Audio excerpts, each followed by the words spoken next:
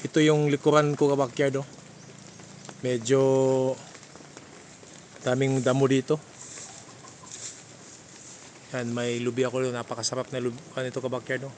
Coconut tree na color ano yun, orange. So dito ako sa sa Manukan ka-backyard, sa likod. Oh, medyo napakalakas, oh. Ulan, bagyo.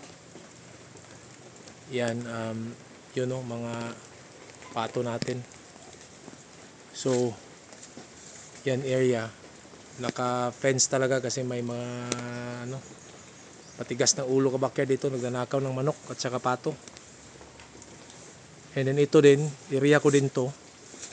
Kaso na-close natin kasi nagtanim ako ng dito sa labas.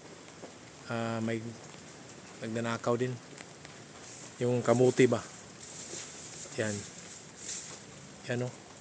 If you notice, yan, naka-fence din yan pero hindi ko nalinisan.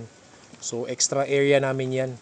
Pero pina-close ko ka-backyard kasi hindi na siya namomonitor kasi malayo na ba, sa likod na. So dito lang yung ginamit natin.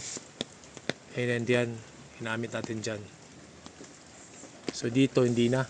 Pero pabubuksan ko to ka-backyard kasi naka-fence din naman yan.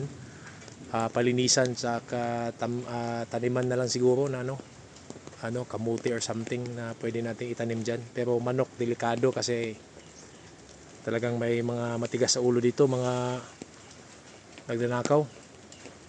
Yan.